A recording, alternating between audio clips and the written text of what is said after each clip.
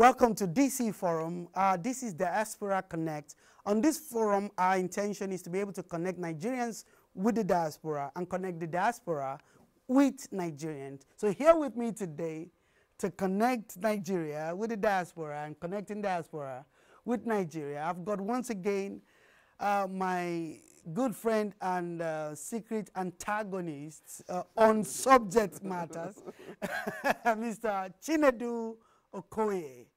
I'm going to ask you at some point to tell me what actually the meaning of Chinedu is, but we're not there yet. Okay. And then I've also got all the way from Nigeria. Oh, yeah. Where God lives. He said where God lives. Yeah. I agree with you that God, I want to say God used to live there because I think wherever I live, he lives. But because I love Nigeria so much. He visits you guys. Because I love Nigeria so much, I would believe in the omnipotencies of God. So he's everywhere. Now, well, I've got Mr. Niyi Adesanya. Good. Mr. Niyi Adesanya run an organization in Nigeria as a motivational speaker, people developer, leadership developer, team builder. The company is called Fifth Gear. Fifth Gear Plus, yeah. Fifth Gear Plus.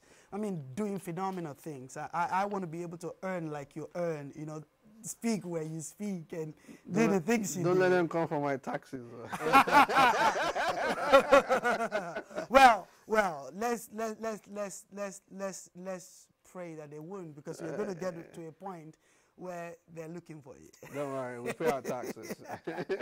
They're paid on time.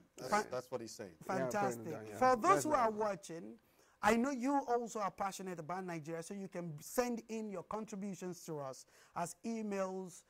You see them at the bottom of the screen. At the moment, we're not going live yet. Very soon, will you be able to call into our show? The subject for today is the current administration in Nigeria. What is the issue people have with them? Is it that they did not deliver on their promise coming in with integrity? Or is it the fact that they lack capacity? Those are the two things that I hear. I say, oh, they are people of integrity. And people say, which integrity? And then somebody else will say to me, yeah, they have integrity, but they lack capacity.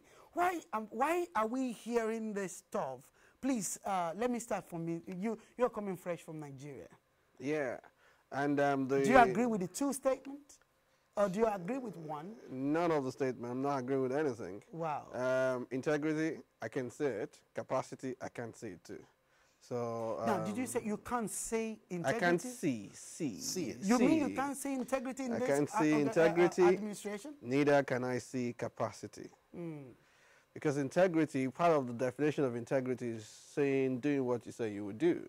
Mm. And when you promise a lot of things and then you do not do it, then there's a question with integrity. Capacity. Don't let me even go in there. As far as I'm concerned, integrity is not there. Why would you say that? What is it that they have promised to do and they have not done? Fight corruption, and they're not fighting it. Even if they're fighting it, it's so obvious that they're not fighting it holistically. Mm. Because you see, I voted this present government, so let me put that on record. I voted them. Talking about the Buhari regime right now, I voted them. And when you fight corruption, you fight it to the end. It doesn't matter whether the person who is corrupt or who is embezzling money or who did something in your house. But by the time you have a clear-cut video showing a particular governor collecting money and dollars, and then to the point that they went to the State House of Assembly to say that we recorded this video. This video is authentic. And then, again, nobody's saying anything from the presidency to the presidency will tell you that the FCC is, what's it called? They are independent and everything. But the point is that why is the FCC not saying anything about this right now? It's okay. The governor cannot be prosecuted because he has immunity. Yes. But we saw what happened to the governor of Ekiti State. They didn't prosecute him, but they froze all his accounts. It was a battle. But did they do that whilst he was a governor? Oh, yeah. Yeah, Ekiti, yeah, they did that. Yes. They froze his account, they froze his went to account. court, froze his account and everything. What we're trying to say is that you're fighting corruption, make us believe that it's a complete corruption. It's a holistic thing. They even went into Akwa Ibom and froze the accounts of Akwa Ibom. Now, sometimes later they said that was not was a fake news. They said then, but I was going to chip that in. So it didn't happen. It didn't happen, according to. I was going to chip that in that we've got to be careful to be holistic also with our research, with our understanding of these issues, because sometimes we may not have the full information. We may not know exactly what is going on. Is it because that's what we call fake news? Yeah, I think it's the responsibility of the government to debunk fake news. They should not wait for fake news to foster in the community and they don't do anything about it. Especially when it gets to all the news outlets. Exactly. Every single one of them. Anyone you want to say is the best one, they will carry the same news. So are you also, Mr. Okoye, believing, now we have two subjects here, we've got a group of people that are saying these people came in with integrity or Mr. Integrity or Mr. and Mr. Integrity. Yes. But we can't see, like Mr. Adesanya said, that it can't see an holistic approach to delivering integrity. And then we're also looking at the issue of capacity. So maybe we focus first on the integrity. Okay. What's your opinion? They don't have it. It's clear. How do you mean well, they don't have it? They don't have it. You know, when you watched what happened in America when they said, yes, we can, we're going to do this and do that, right? And I know some people don't like what happened, the way certain things were done by the Obama administration. But when you check it and look back, not one single employee, not one single aide, not one single secretary of any establishment got in trouble under Obama's office. That's correct. Right? That's integrity. No, none got indicted. Nobody got any problems. But check right now, under Trump, you see what's going on? You see how many people have gone to jail? You see how many people are indicted? You see how many people are waiting to be sentenced? Go under Bush. There was about 17 or 20. Under Bush Sr., there was about 26. Under Reagan, there was about 17. These are people of his administration that were working with him that got indicted. So now, does that in mean Nigeria, you see what you see. I think I would look at that from the standpoint of capacity. Wait, not necessarily integrity. You know why I won't say capacity? Because capacity means you have the people with the knowledge to do the work. You have the resources. You have the capability to bring in everybody together to say, okay, this is what we're targeting, infrastructure, and get it done. Let me break you. Integrity is in the person. Yeah, I get you. Let me break you there. But I want to bring something for the. I know some people are watching from home and they are looking at this, Googling or checking their dictionary. The word capacity was defined by the dictionary as the maximum amount of something can contain, the amount that something can produce.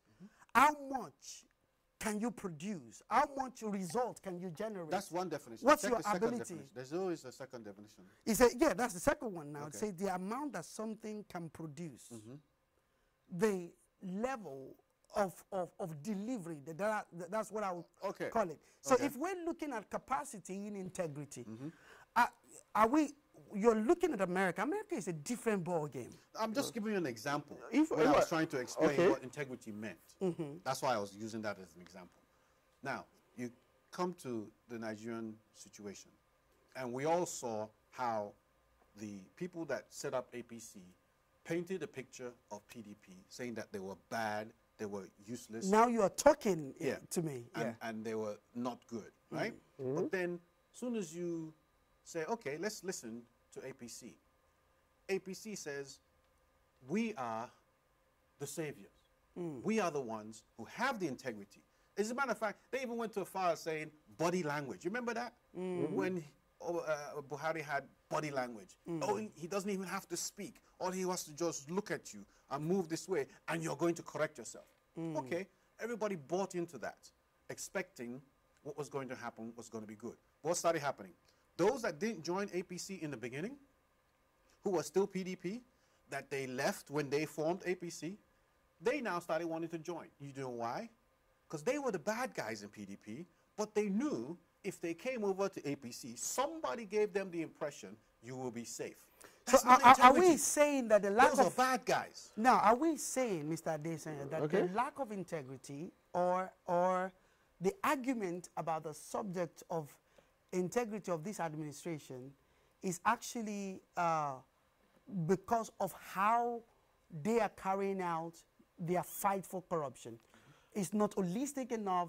It appears, like you said, that when you cross over from APC into PDP, it seems it appears that you become a saint. Oh, yes. Definitely. You see, I'm just trying to look at from your definition of capacity and all those things. I think when we talk about capacity and competence and everything, character, those are the old thing that you have in a tank. I can say you have capacity. You don't just have competence to do the job. You must also have the character to do the job. So by the time you're now looking at integrity, you may have integrity when it comes to character, but you may not have the integrity when it comes to competence. Okay. So we now look at which area we're looking at. I know we're looking at both, but right now, when it comes to the economy of Nigeria, it shows very well that this government does not have the capacity, neither the competence. There you go. Yeah. Now, when it comes to Mr. Adesanya, let's break it a bit down. Okay. If you've got 16 years, No. It's not about 16 years. It's not about 16 years right now. I know that's always I'm not arguing That's always for the the administration. I want you to hear this point. If where the economy of the country got to took 16 years to get there, actually it's not 16 years. If it took the years since Nigeria got independent to get to where we are, and then you've got an administration who is taking 3 years plus now to try and find a solution, could we not look at it now? like that? No, I think this is going to get so odd now, because I'm wondering that when you say 3.5 years or something, 3 years to get the solution, I'm wondering what kind of solution are you getting? 16 years, that's always been the excuse of the government. 16 years, bastardized economy and everything. But you had an opportunity. It took you 6 months before you formed your cabinet. What were you doing within those 6 months? The dollar, you have 2 or 3 different exchange rates for currency. That is corruption. That is corruption. That's not integrity. Even the emir, so please, I know what you're talking about, but a lot of Nigerians may not understand. I want you to break that subject down. Having 3 exchange rates. Yes. What that means is that it's easy for you to do round tripping. Like one of the emir of the northern city was saying is that. Please explain it further with the central bank and everything and how it goes around. Yes. No. I may not be able to go into all the technical details, but we know round tripping now. The emir of Kano said something that, look, I can become a billionaire just by sitting in my palace. He said because people are going to Hajj. This is it. The manufacturer, they have the probably 300 and whatever rate, 400 rates to get dollars. The people going on Hajj have a very smaller rate of going to the Hajj, and then there is the parallel market and everything like that, different rate. So the emir said that, you know what, I can become a billionaire by just telling central bank that I'm taking so number of people for the Hajj. And then I would take the money and then take it into the black market. It's even worse than that, because from some of the things that I heard, some of these people that are well placed then have the ability to say, okay, my son or my daughter is going to university abroad. I want to exchange this amount of money, and they actually have a different rate. Now, you know what, even bringing that up right now, because it costs a lot of people their education also, because you now want to do that, you now want to close the tap, you want to make sure that nothing works, so to say. So you didn't allow people who genuinely brought their children to school abroad to send money to them. That's it was correct. difficult sending money to people at the point in time. But then you allowed those things to be available to some certain set of people. Do you know how that actually affects the diaspora, the issue of currency, how it actually affects the diaspora more? Now, a lot of people, some that I know, who are actually very integral people, got into problem here in this country. Because bringing pounds in to pay for your children's school fees, to meet your obligations that are here or in the US, become difficult. People were looking for dollars everywhere. One, we had to go to court. I have to go fight for a family here who are doing their business in Integra.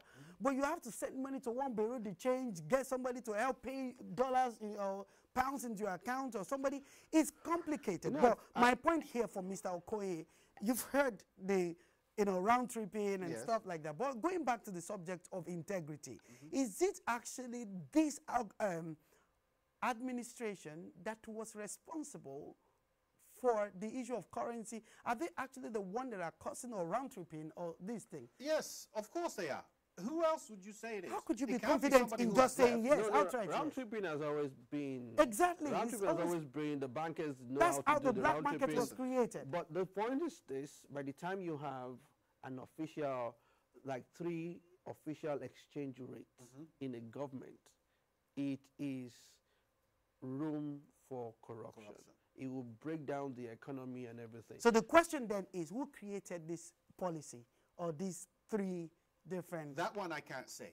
Okay. But what I can say is, if you get up and you come to the people and you say, I am going to be the change you have been yearning for. Yearning for, yeah. That means round tripping that existed before, or closing, banning certain goods being imported, and then when they are imported, you now seize them from the person, and then you now sell them to your friends. That all of stuff like that was going to change. Now, But then when you get in, you are it a legal practitioner. Yes. The statement you've just made there, I want you to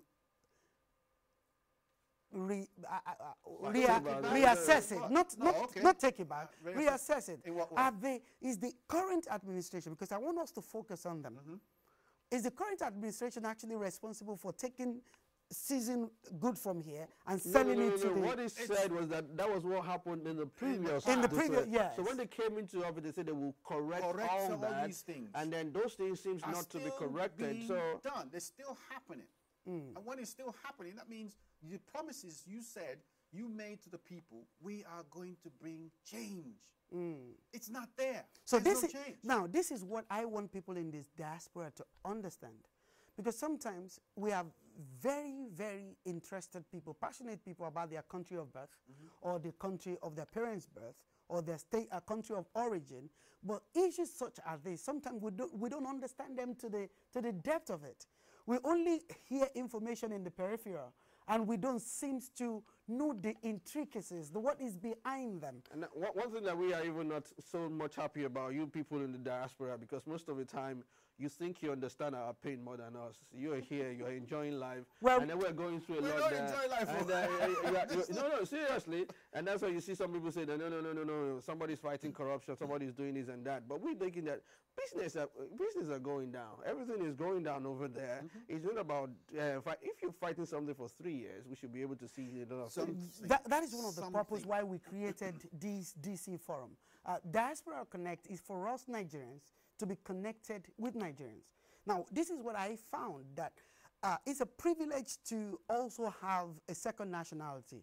What I found is that with my second passport, either I'm in America, I'm in Canada, or I'm in Israel, I have certain things that is just the same thing. It doesn't change. It's the same way I'm seen as a as that national in any other country. The information is constant. The kind of service that I receive in America is the same that I will receive in Israel or in Nigeria or in anywhere. But when you're a Nigerian, it's actually sometimes difficult. You sometimes have to change your personality depending on what location or the places that you are. Nigerian doesn't seem to replicate Nigeria the proper way in different places. Well, we're proud to be Nigerian. We just got one nationality, and no apologies about that. Although we will have wished, but no apologies about that. But we love Nigeria. And but what we're trying to say here is about the integrity, and then I think they came in on the platform of integrity. We're not saying the integrity. Not seeing it. Now, last word on that, and then we move to the subject of capacity. Okay. The set man. The set man. The set man, that the number That's the one, president. the president, the number one man. Now that is the clergy in me coming out now. Okay. That's the language we use on the other side. Okay. On this side, on every side. We call the set man. The number one man. Okay. In the country, President Muhammad Buhari. Yes.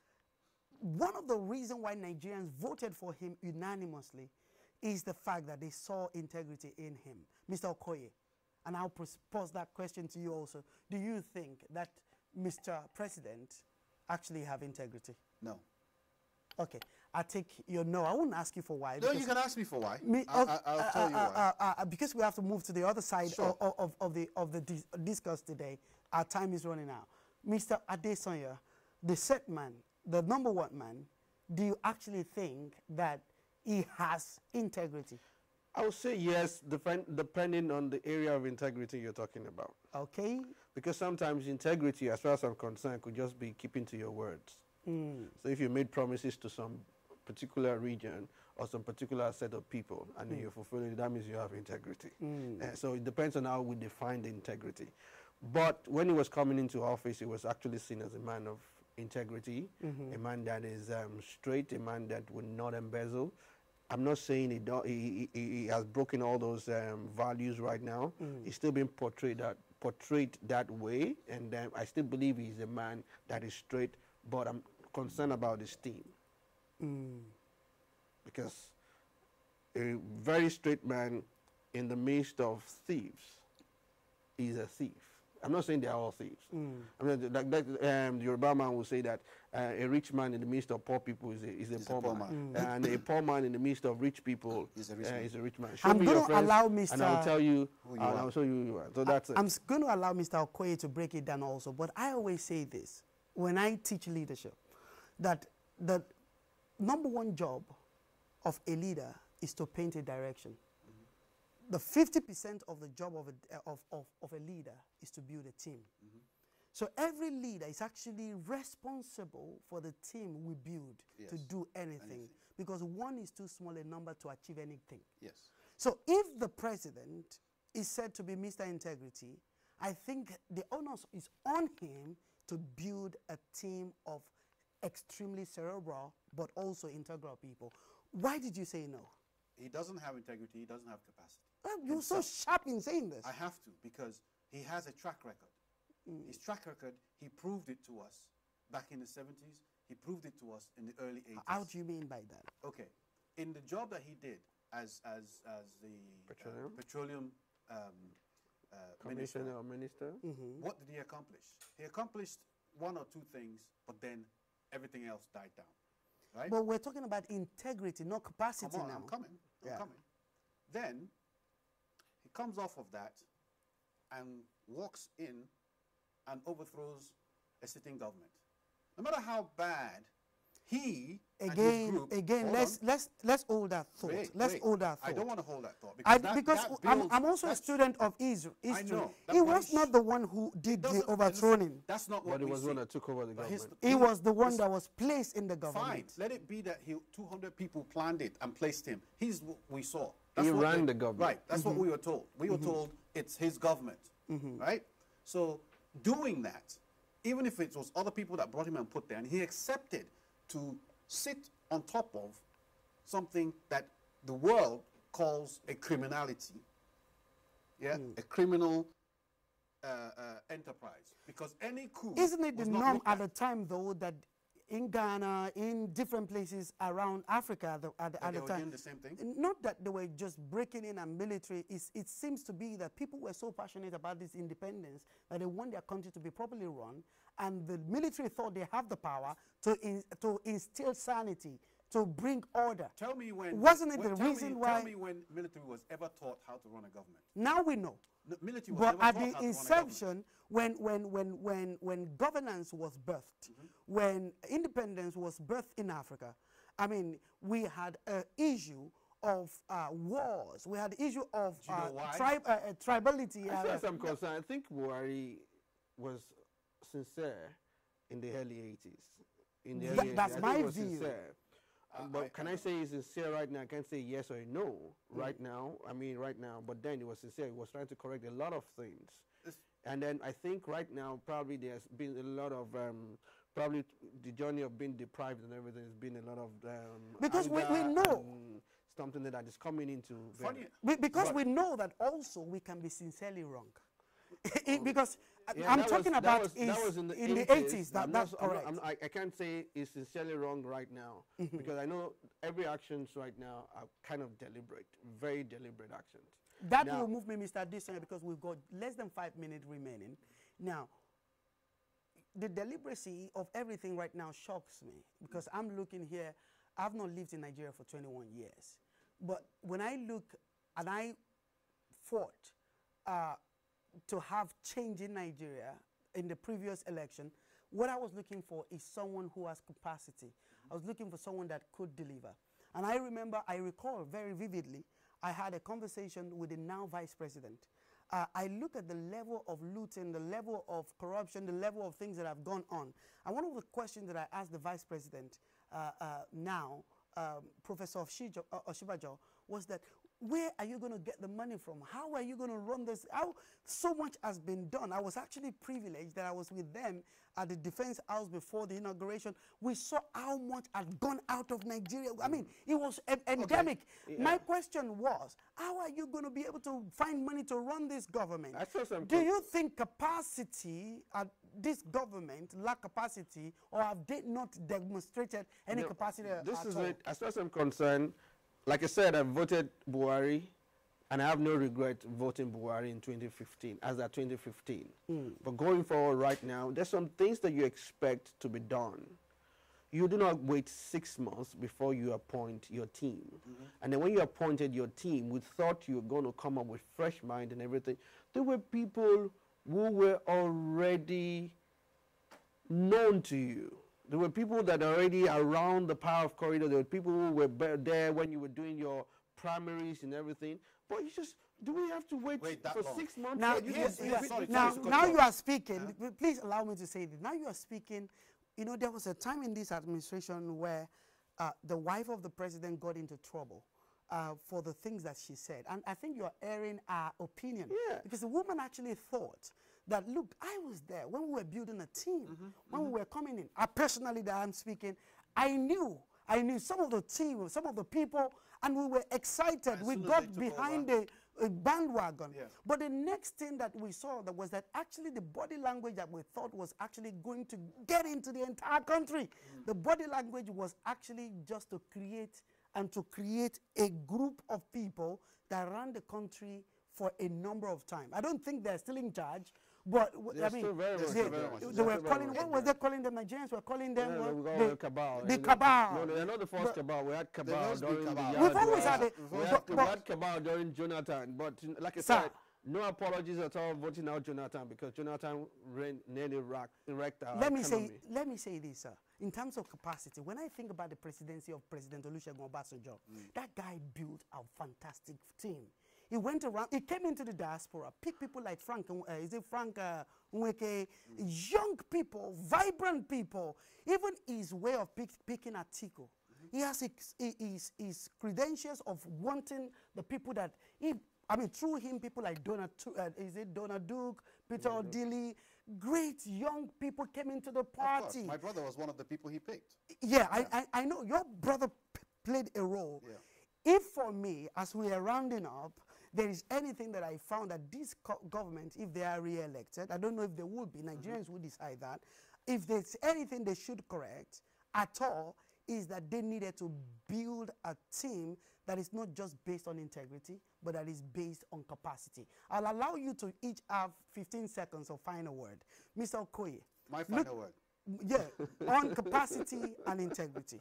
15 seconds. I'll make it real simple. Yeah. Have you ever eaten a loaf of bread and not drank water? I call that bafu. Grab a loaf of bread and start biting into the loaf of bread, and you don't have any cup of water around to swallow. That's what APC has done. They've grabbed their loaf of bread and started eating it, and they don't have the water to drink it down. What is the bread? What is the water? The bread is Nigeria and the problems that Nigeria faces. The water is the help, the capacity. When you change the bread, you drink the water, it helps it go down. Now, APC and the government that is of the day, you are hearing from Mr. Okoye. He said that your bread is Nigeria. And your loaf, your water is the solution, the answers. Nigerians want plenty water than bread. Fantastic analogy or phrase, or how do we put that? Where did that come from? I don't know. Now, now Mr. Adesanya, 15 seconds. 15 seconds, I just say, I think the starting point is that be a father, APC Buhari should be a father of the nation, not be a father of a particular part of the nation. I voted him actually because I was looking for unity, somebody to unify the country. But what I see right now is not unity at all. By the time you have all the security officers just concentrated in one part of the country, that doesn't speak integrity. No matter how good you are, no matter how fantastic you are. I still love the man, but I think that's the point of starting. Change that. They'll say, okay, you gave some ministry to the South, but where is the bullet? Where is the gun concentrated? Fortunately, our time has run out, because now we're just about to delve into another subject of another day, which is the subject of nepotism. But we can't go there, and I would like to give my final word to Nigerian administration, hear our voice from the diaspora. Mr. Adesanya is saying, be a father to the nation. We are not just a father to Hausa people. You're not just a father to APC party. You are a father to PDP. Like Mr. Okoye also said about the former presidency in America. If there's anything that makes me to admire, and I know that I get into trouble with a lot of Christians and what have you. Like me? Well, I don't like it. One of the things that I see with that administration is the ability for us to bring the Democrats and the Republican, the ability for us to bring everybody. Let's achieve peace. Let's talk together. But he didn't do that. He did that. He didn't do that. We call that. He didn't do that. He did. That's the reason why the Republicans we have to finish. But we have to finish. We have to finish, but he didn't do that. Obama didn't do that. Well, we can see that during that time, diplomacy was the voice. It might not be what we want to hear. It might not be what we want to see, but we had peace around the world. We had order in the country. We were not divided. There was no riot. We were not fighting. And sometimes ISIS didn't bring any peace around. And in America, we can't continue on that. We can't continue on that one. But let me just finally just end this by speaking to the Buhari administration that there are many fatherless people in Nigeria. Not because they don't have father, not because they don't have mothers, but because they are hungry, because they don't have food, because many businesses are shutting down. We know that you guys want to do the right thing, but Nigerians are dying. Nigerians are in pain. And I want to say to any government of the day that may ever take over at any point, make Nigerians your priority, even Nigerians in the diaspora. We want to be able to have a voice. We want to be able to vote also. This is Abraham Great on DC Forum. It is working. Thank you for tuning in.